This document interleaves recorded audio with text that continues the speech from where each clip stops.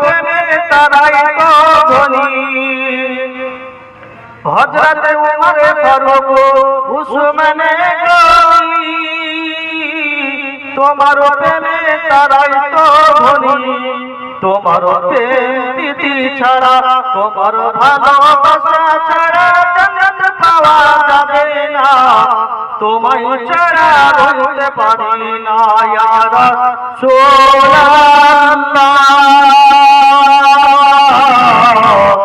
ইয়া হাবিবাল্লাহ।